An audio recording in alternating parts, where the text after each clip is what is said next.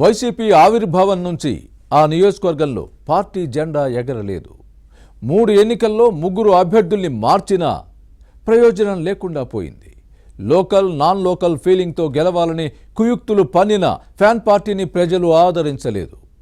నేతలు పదవుల కోసం కొట్లాడుకోవడం మినహా పార్టీ పటిష్టత కోసం తీసుకున్న చర్యలే లేవు. ఇంతకీ ఏదా నియోజకవర్గం? వైసీపీ వీక్నెస్ ఏంటి? టీడీపీ స్ట్రెంగ్త్ ఏంటి?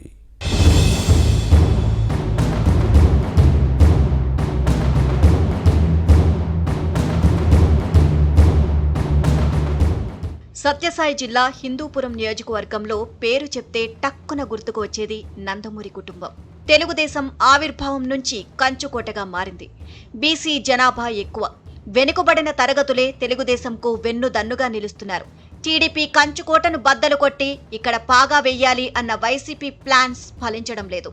పార్టీ ఆవిర్భావం తర్వాత జరిగిన 3 ఎన్నికల్లో 3 అభ్యర్థులను మార్చినా ఆదరించలేదు. టీడీపీ ఇక్కడి ప్రజలపై చెరగని ముద్ర వేసింది. అభివృద్ధి సంక్షేమ పథకాలతో ప్రజలకు చేరువైంది. దీన్ని చెరిపివేయాలని ఫ్యాన్ పార్టీ ఎన్ని ప్రయత్నాలు చేసినా ఫలించడం లేదు. నేతల మధ్య విభేదాలు, అనైక్యతే ఇందుకు కారణం. ఒకరికి సీటిస్తే మరొకరు వ్యతిరేకంగా పనిచేయడమే దెబ్బకొడుతోంది.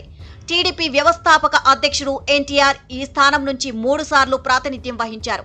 1985, 1989, 1994లో హిందూపురం నుంచి గెలిచారు.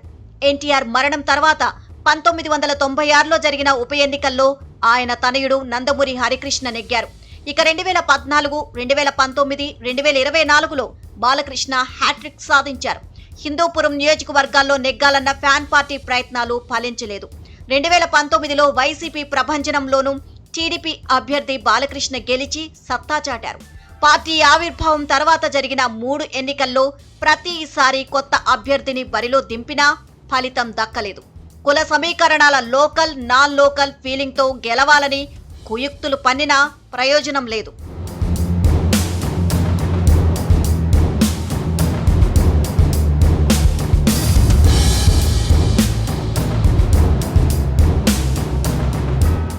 వైసీపీ ఆవిర్భావం తర్వాత 2014లో జరిగిన అసెంబ్లీ ఎన్నికల్లో నవీన్ నిశ్చల్కు టికెట్ ఇచ్చింది. కానీ టీడీపీ అభ్యర్థి బాలకృష్ణ చేతిలో 16,000 ఓట్ల తేడాతో ఓడిపోయారు. స్థానిక నేతలకు టికెట్ ఇచ్చామని ఫ్యాన్ పార్టీ గొప్పలు చెప్పుకున్నా ఓటర్లు తిరస్కరించారు. ఇక 2019లో బాలకృష్ణపై పోటీ చేసిన వైసీపీ అభ్యర్థి మహమ్మద్ ఇక్బాల్ 18,000 ఓట్ల తేడాతో పరాజయం పాలయ్యారు. గత ఎన్నికల్లో ఎలాగైనా గెలవాలని వైసీపీ ఎన్ని ఎత్తులు వేసినా చివరికి చిత్తు అవ్వక తప్పలేదు. బాలకృష్ణపై పోటీ చేసిన దీపిక 32,000 ఓట్ల తేడాతో పరాజయం పాలయ్యారు. ఓడిపోయిన ప్రతిసారి ఇన్ఛార్జి పదవి కోసం తన్నుకోవడం మినహా ఫ్యాన్ పార్టీ బలోపేతానికి ఎవరూ కృషి చేయకపోవడం విమర్శలకు తావిస్తోంది.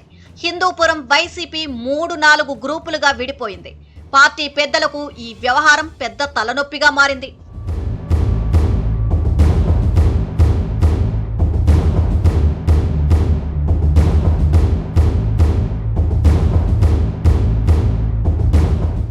గత ఎన్నికల్లో ఓటమి తర్వాత హిందూపురం వైసీపీ నేతలు ఇన్ఛార్జ్ పదవి కోసం పోటీ పడుతున్నారు.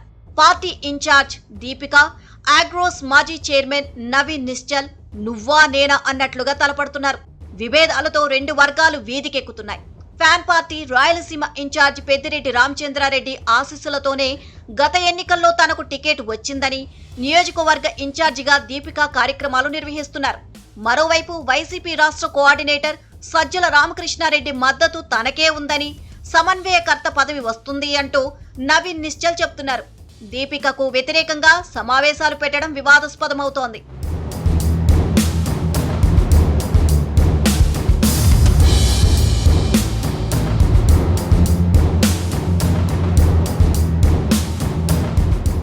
మరోవైపు ప్రస్తుతం ఇద్దరు నేతల మధ్య మండలాల కన్వీనర్ల నియామకం కొత్త చిచ్చును రాజేసింది. గతంలో ఉన్నవారిని తొలగించి దీపిక తన అనుచరులకు పదవులు ఇచ్చుకోవడంపై నవీన్ నిశ్చల్ వర్గం గుర్రుగా ఉంది. నియోజకవర్గంలో జరుగుతున్న పరిణామాలను మాజీ మంత్రి పెద్దిరెడ్డి రామచంద్రారెడ్డితో పాటు ఆయన తనయుడు రాజంపేట ఎంపీ మిథున్ రెడ్డి దృష్టికి తీసుకువెళ్లారు. హిందూపురం రూరల్ కన్వీనర్ రాము, లేపాక్షి సమన్వయకర్త నిసార్, చిలమత్తూరు మండల కన్వీనర్ రామకృష్ణారెడ్డితో పాటు హిందూపురం టౌన్ ఏబీ బ్లాక్స్ కన్వీనర్లుగా మన్సూర్ ఖాన్, సిఎన్పి నాగరాజును నియమించడంపై పార్టీ పెద్దల నుంచి అభ్యంతరం వ్యక్తమైంది. వీరిలో హిందూపురం రూరల్ కన్వీనర్ రాము మినహా మిగిలిన వారు పార్టీ కోసం పనిచేయలేదని నవీన్ నిశ్చల్ ఫిర్యాదు చేయడంపై దీపికా వర్గం ఆగ్రహంగా ఉంది. ఆ తర్వాత తానేమి తక్కువ కాదు అంటూ దీపిక కూడా నవీన్ నిశ్చల్ పై కంప్లైంట్ చేయడంతో హిందూపురం ఫ్యాన్ పార్టీలో వర్గపోరు తారాస్థాయికి చేరినట్లు అయింది. ఇరు వర్గాల పరస్పర ఫిర్యాదులపై పార్టీ పెద్దలు అసంతృప్తి వ్యక్తం చేశారు. ఇన్ఛార్జ్ పదవి కోసం తన్నుకోవడం మినహా హిందూపురంలో గెలిచేది లేదంటూ అధిష్టానం తలంటి పోసింది అని సమాచారం. బాలకృష్ణపై పోటీ చేసి ఓడిపోయామని చెప్పుకోవడానికి మినహా పార్టీ బలోపేతం కోసం చేస్తున్న ప్రయత్నాలు లేవు అంటూ అధినాయకత్వం ఆగ్రహాన్ని వ్యక్తం చేసిందట. దీంతో ఇద్దరిని పక్కన పెట్టి కొత్త నేతకు సమన్వయకర్త బాధ్యతలు అప్పగించాలని వైసీపీ అధిష్టానం భావిస్తోంది. ఇప్పటికీ 3 ఎన్నికల్లో కొత్త అభ్యర్థులను నిలబెట్టిన వైసీపీ 2029లోనూ అదే ప్రయోగం చేయాలి అనే ప్లాన్లో ఉంది అని అర్థమవుతోంది.